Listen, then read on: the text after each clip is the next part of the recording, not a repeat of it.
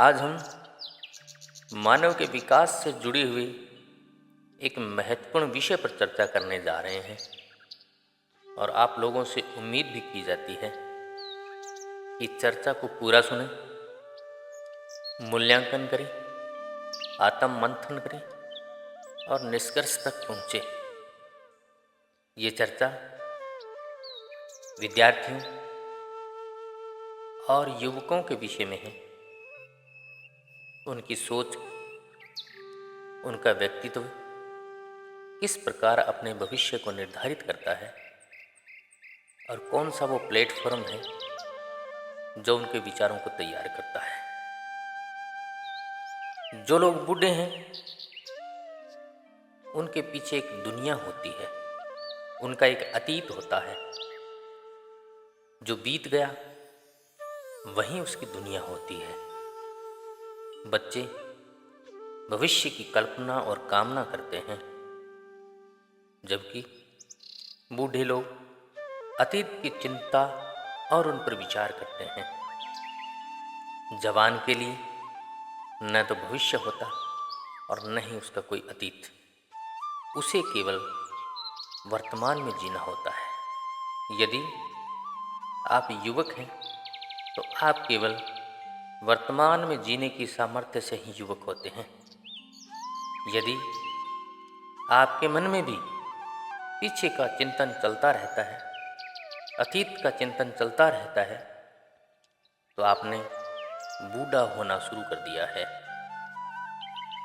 अगर अभी भी भविष्य की कल्पनाएं आपके मन में चलती हैं तो आप अभी बच्चे हैं। इसलिए जीवन की 3 अवस्थाएं मानी जा सकती हैं: वृद्धावस्था, युवावस्था या फिर बचपन, या उसको यूं भी कह सकते हैं बचपन, युवावस्था या फिर वृद्धावस्था। आप लोगों के आसपास ऐसे कितने लोग हैं जो वर्तमान में जीते हैं? जो वर्तमान में जीता है उसे ही युवा कहा जाता है। जो वर्तमान में जीने की सामर्थ्य को उपलब्ध हो जाता है, उसका मस्तिष्क, उसकी सोच युवा है। अब ना वो बच्चा है ना वो बूढ़ा है। लेकिन अक्सर यह होता है कि लोग बच्चे से सीधे बूढ़े हो जाते हैं। युवा बहुत कम लोग हो पाते हैं। जरूरी नहीं कि युवक होना, आवश्यक नहीं कि आप युवावस्था से गुजरे हों। यह कोई अनिवार्य बात नहीं है। लेकिन इस बीच एक मज़े की बात तो यह है कि एक बार जो व्यक्ति युवा हो जाता है फिर वो कभी बूढ़ा नहीं होता, क्योंकि जिसे युवक होने का राज पता चल जाता है उसे बूढ़े होने की कोई ज़रूरत नहीं रह जाती। शरीर बूढ़ा होगा, शरीर आएगा, शरीर जाएगा, लेकिन चित्त, उसका मन एक सतत यौवन में सतत जवान युवक बना रह सकता है। इस बीच पहली बात तो यह होनी चाहिए कि केवल इस कारण अपने को युवक मत समझ लेना कि हम बूढ़े और बच्चों के बीच की अवस्था में हैं। इससे कोई युवा नहीं होता। युवा होना बहुत गहरी बात है। इस संबंध में थोड़ी सी चर्चा करनी जरूरी है। और यह भी कि अगर आप एक विद्यार्थी हैं, एक स्टूडेंट है, यह भी मुझे दिखाई नहीं पड़ता। अगर आप दुनिया में विद्यार्थी हो तो फिर ज्ञान को बहुत ज़्यादा बढ़ जाना चाहिए।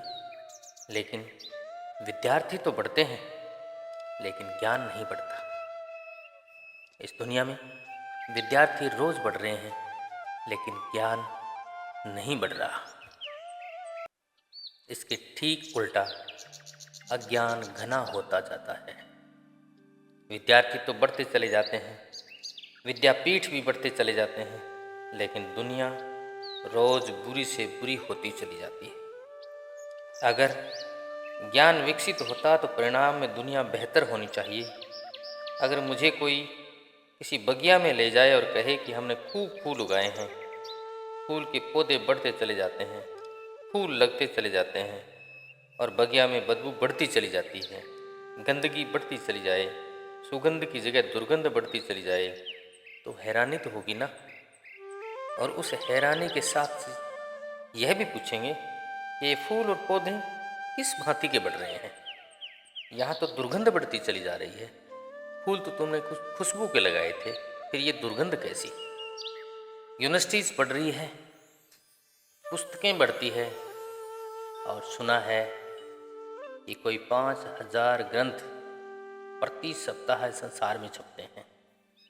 सारी दुनिया में 5,000 ग्रंथ प्रति सप्ताह छप रहे हैं। 5,000 ग्रंथ जिस दुनिया में प्रति सप्ताह बढ़ते हो, रोज रोज विद्यार्थियों की संख्या बढ़ती चली जाती हो, शिक्षा बढ़ती चली जाती हो, लेकिन वह दुनिया तो नीचे से नीचे गिरती चली जाती हो। वहाँ तो युद्ध और घातक से घातक होती चले जाते हैं। वहाँ तो घृणा और व्यापक होती जाती है, ईर्ष्या और जलन तेज होती जाती है। तो फिर जरूरी नहीं कि कोई बुनियाद में खराबी है, और इस तरह खराबी का जिम्मा और किसी पर इतना ज़्यादा नहीं जितना उन पर है जिनका शिक्षा से संबंध है, चाहे वे शिक्षक हो चाहे वो शिक्षार्थी हो। दुनिया इधर 5,000 वर्षों से बहुत सी क्रांतियां करके देख ली। इसने आर्थिक क्रांतियां की और राजनीतिक क्रांतियां भी की, लेकिन अब तक शिक्षा में कोई बुनियादी क्रांति नहीं हुई है। और यह भी विचारणीय विषय है कि क्या शिक्षा में कोई बुनियादी क्रांति हुए बिना मनुष्य की संस्कृति में कोई क्रांति हो सकती है? नहीं हो सकती, क्योंकि शिक्षा आपके मस्तिष्क के ढांचे को निर्धारित करती है और फिर उस ढांचे से छूटना करीब करीब कठिन और असंभव हो जाता है। 15 या 20 साल का एक युवक शिक्षा लेगा, 15-20 साल में उसके मस्तिष्क का ढांचा निर्णित हो जाएगा, फिर जीवन भर भी उस ढांचे से छूटता नहीं है। जिनमें साहस है, जिनमें थोड़ी हिम्मत है, वे छूट सकते हैं, लेकिन सामान्यतः ऐसा नहीं होता। तो फिर यह ढांचा कहीं गलत तो नहीं जो शिक्षा हमें देती है? निश्चित ही यह ढांचा गलत होना चाहिए, क्योंकि परिणाम गलत आ रहे हैं और परिणाम ही परीक्षा देते हैं। परिणाम ही बताते हैं कि हम जो कर रहे हैं वह ठीक है या गलत। ऐसा न सोचें कि इसका अर्थ यह है कि मैं आपसे यह कहता हूँ कि पीछे पुराने दिनों में जो शिक्षा थी वह अच्छी थी, उस पर लौट आना चाहिए। यह सब नासमझी की बातें हैं। पीछे लौटना कभी दुनिया में नहीं होता, और पीछे की भी कोई बुनियादी रूप से शिक्षा ठीक नहीं है, अन्यथा ये गलत शिक्षा पैदा नहीं होती। क्योंकि ठीक से गलत कभी पैदा नहीं होता, गलत से ही गलत पैदा होता है। पीछे भी गलत था और आज भी गलत है। एक छोटा सा बच्चा छोटे से स्कूल में पढ़ने जाता है, उसके मन में भी हम चिंता का भूत सवार कर देते हैं। उसे भी आगे होना है, वह भी पुरस्कृत होगा अगर आगे जाएगा, अपमानित होगा अगर द्वितीय आएगा, अपमानित होगा अगर असफल होगा, सफल होगा तो सम्मानित होगा। शिक्षक भी आदर करेंगे, घर में भी आदर मिलेगा। हम क्या कर रहे हैं? हम उसके भीतर एक प्रतियोगिता पैदा कर रहे हैं, एक कंपटीशन पैदा कर रहे हैं, एक एम्बिशन पैदा कर रहे हैं। और प्रतियोगिता एक तरह का ज्वर है, एक तरह का बुखार है। इस ज्वर में ताकत आ जाती है। अगर आपको इस प्रकार का बुखार है तो आप ज़्यादा तेज़ी से दौड़ सकते हैं। अगर आप इस बुखार में हैं तो आप ज़्यादा तेज़ी से गालियाँ बक सकते हैं। अगर आप इस एम्बिशन के बुखार में हैं तो आप ऐसी बातें कर सकते हैं जो कि आप सामान्यतः नहीं कर सकते। इस बुखार में, इस ज्वर में तेजी आ जाती है, एक शक्ति आ जाती है। सारी की सारी शिक्षा ईर्ष्या पर खड़ी है। हम लोगों से कहते हैं ईर्ष्या मत करो, हिंसा मत करो, जलन मत करो, लेकिन हमारी शिक्षा, हमारी पूरी शिक्षा ईर्ष्या पर खड़ी है। एक बच्चे को दिखाकर हम दूसरे बच्चे से कहते हैं देखो यह कितना बुद्धिमान है और तुम कितने बुद्धिहीन हो, इस जैसे बनो। हम ईर्ष्या जगा रहे हैं, हम उसके भीतर जलन पैदा कर रहे हैं। उसे भी उसके जैसा होना है, उसे भी इसके आगे निकलना है। इस प्रकार करके हम उसमें जलन पैदा कर रहे हैं। हम क्या कर रहे हैं? हम उसके भीतर जहर डाल रहे हैं ईर्ष्या का। जब भी हम किसी बच्चे से कहते हैं कि उस बच्चे से आगे हो जाओ, तो हम क्या कर रहे हैं? हम उसमें विष डाल रहे हैं और यह विष, यह जहर जीवन भर उसकी नसों में घूमता रहेगा, उसके मन में घूमता रहेगा। यह हमेशा आगे होना चाहेगा, हमेशा एक आगे होने की दौड़ उसको पकड़े रखेगी। लेकिन बड़ा मज़ा यह है कि कभी कोई आगे नहीं हुआ। और क्या किसी दूसरे से आगे होने में कोई आनंद मिल सकता है? आनंद से किसी के आगे खड़े होने का कौन सा वास्ता है? शांति का किसी के आगे खड़े होने से कौन सा संबंध है? नहीं, यह बुनियादी रूप से बिल्कुल गलत है। बहुत अद्भुत है वे लोग जो आजकल के विश्वविद्यालयों के घन चक्कर से बाहर निकल जाएं और फिर उनकी प्रतिभा शेष रह जाए। सारे के सारे शिक्षा के आधार बुनियादी रूप से गलत हैं। और फिर जब इस तरह की शिक्षा होगी, यह एक कंपटीशन होगा, एक प्रतियोगिता होगी, लड़ाइयों की, युद्धों की, संघर्षों की होगी। ये बच्चे भी बड़े होंगे कल, या बड़े होकर लड़ेंगे, समूह की तरह लड़ेंगे, समाज की तरह लड़ेंगे, संप्रदाय की तरह लड़ेंगे, राष्ट्र की तरह लड़ेंगे, क्योंकि इनको हर एक से आगे होना है। इनको सबसे आगे निकलना है। मुल्क की तरह लड़ेंगे। दुनिया भर के मुल्क लड़ रहे हैं इस बात को लेकर के। क्यों लड़ रहे हैं? क्योंकि जिन बच्चों को शिक्षा दी गई है, उन सबको सिवाय लड़ने के और कुछ नहीं सिखाया गया। उन्हें प्रेम सिखाया ही नहीं गया। उन्हें ईर्ष्या सिखाई गई, जलन सिखाई गई, द्वेष सिखाया गया। 2 महायुद्ध हुए इन थोड़े से दिनों में, 10 करोड़ लोगों की हत्या हुई। यह शिक्षा जरूर गलत होनी चाहिए। ऐसी कौन सी शिक्षा है कि दुनिया करोड़ों लोगों की हत्या कर दे? ये कौन से विश्वविद्यालय से निकले हुए लड़के हैं? ये किस भांति के हैं? इनका मस्तिष्क इतना बीमार, रुग्ण कैसे हैं?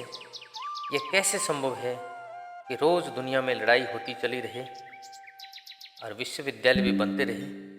यह सब कैसे संभव है? अगर विश्वविद्यालय सच्चे हैं, सही हैं, अगर शिक्षा वास्तविक है, तो फिर दुनिया में लड़ाई विलीन हो जानी चाहिए। युद्ध दुनिया में नहीं होने चाहिए, क्योंकि शिक्षित व्यक्ति कभी नहीं लड़ेगा, सुसंस्कृत व्यक्ति कभी नहीं लड़ेगा। सभ्य व्यक्ति क्यों लड़ना चाहेगा? क्यों किसी की हत्या करेगा? 1-2 लोगों की नहीं, करोड़ों लोगों की हत्या भी क्यों करेगा? लेकिन हम यह कर रहे हैं, और यह हमारा सुशिक्षित व्यक्ति लड़ेगा, युद्ध में जाएगा, क्योंकि इसके भीतर भी लड़ाई है जो बीज हमने बचपन में उसमें डाले। हाँ, हर दूसरे से लड़ने के बीज डाले गए हैं उसमें। अब लड़ाई में उसे रस आता है, सुख मिलता है। आप देखते हैं जब भी लड़ाई होती है, आप प्रसन्न हो जाते हैं।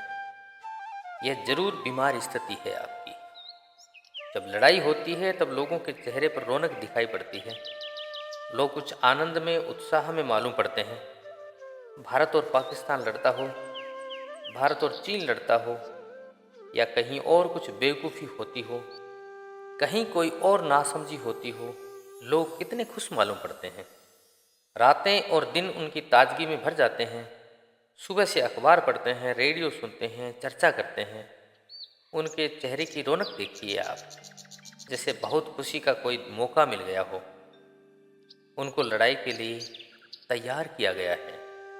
2400 घंटे लड़ाई की सिवाय उन्हें कोई मालूम नहीं पड़ता। लड़ाई में उनको रस आता है। यह क्या है? यह शिक्षा का एक ठहरा हुआ पानी है, जो लगातार हजारों सालों से सड़ांध मार रहा है, बदबू मार रहा है।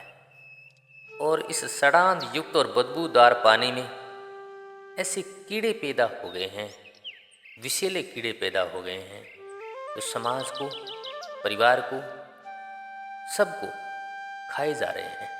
जब तुम रास्ते पर जाते हो तो देखते हो दो आदमी लड़ रहे हैं। हजार जरूरी काम छोड़ करके सैकड़ों लोग उनको देखने चले जाते हैं। कैसा पागलपन है! दो लोगों को लड़ते हुए देखना किसी कुरूप चित्त का लक्षण नहीं हो सकता?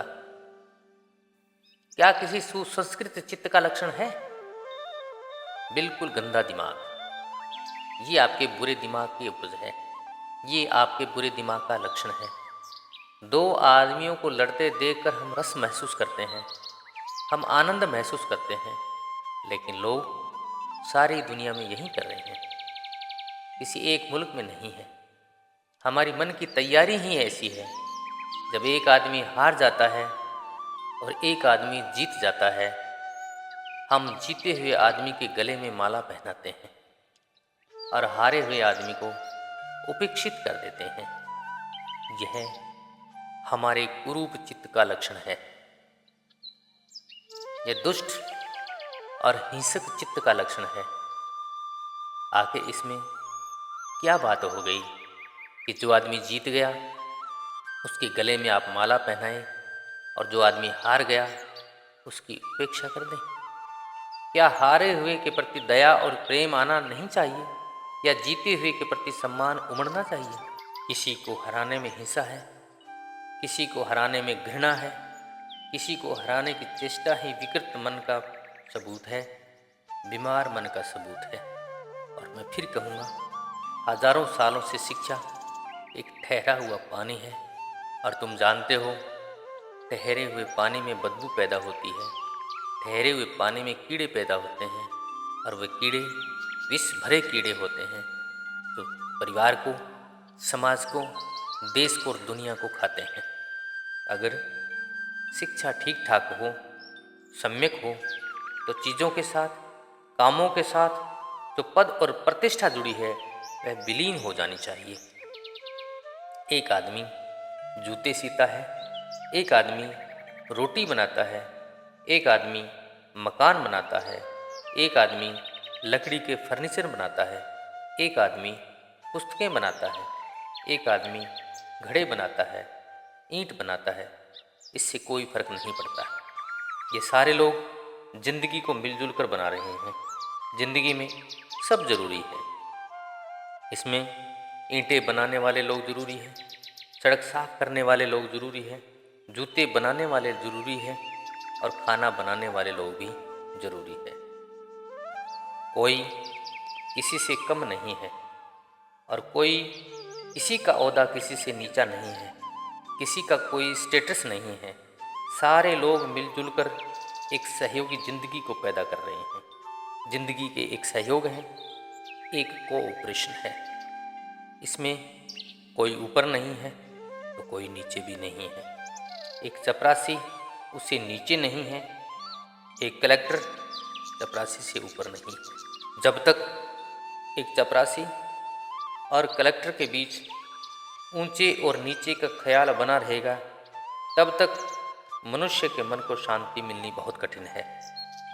क्योंकि उस स्थिति में एक चपरासी कलेक्टर बनना चाहेगा और कलेक्टर चपरासी कभी नहीं बनना चाहेगा। और मैं फिर कहता हूँ, ये ठहरी हुई शिक्षा एक बदबूदार पानी की तरह है, जबकि शिक्षा का अंतिम आधार तो यह होना चाहिए कि प्रत्येक व्यक्ति अपनी आत्मा की पूर्णता तक, अपनी आत्मा की अनुभूति तक पहुंच जाए। लेकिन अभी हालात यह है कि संसार में शांति और सुख भी अनुभव नहीं कर पाता। परमात्मा तो बहुत दूर की वस्तु है, बहुत दूर की मंजिल है। फिर अशांति के कारण, परेशान होने के कारण लोग मंदिरों में जाते हैं, भगवान को पैसा चढ़ाते हैं, पुजारियों के पैर पकड़ते हैं। यह सब व्यर्थ है, यह सब कोई मतलब नहीं रखता। अशांति से बचने के लिए भगवान का सहारा लेता है। चुनाव हार जाता है तो फिर भगवान का सहारा लेता है। सफलता नहीं मिलती तो फिर ताबीज बनाता है और फिर घोड़ों की रेस की फिक्र करता है, साधु सन्यासियों के पैर पकड़ता है। अशांत और दुखी, प्रतिस्पर्धा में हारे और जीते लोग, डरे हुए लोग, सारे के सारे लोग फिर धर्म की शरण में जाते हैं और ये धर्म झूठा हो जाता है। इन सब के वहाँ पहुँचने के कारण ही धर्म अधर्म हो जाता है, क्योंकि धर्म के निकट वहीं पहुँच सकता है जिसने मन को सब शांत किया हो, जिसका मन सब तरफ से द्वंद्व शून्य हो, जिसके मन में कोई संघर्ष न हो, जिसके मन में सभी के प्रति समान आदर हो और प्रेम हो, जिसके मन में सभी के प्रति करुणा हो, ईर्ष्या न हो। ऐसा व्यक्ति धीरे धीरे ही अपने आप धर्म के करीब पहुंचने लगता है। उसे किसी मंदिर में जाने की ज़रूरत नहीं होती। एक दिन परमात्मा खुद उसके मकान पर आ जाता है। एक दिन परमात्मा खुद उसके कंधे पर हाथ रखता है। उसे खोजने की परमात्मा की कोई ज़रूरत नहीं होती। वास्तविक शिक्षा धार्मिक शिक्षा है।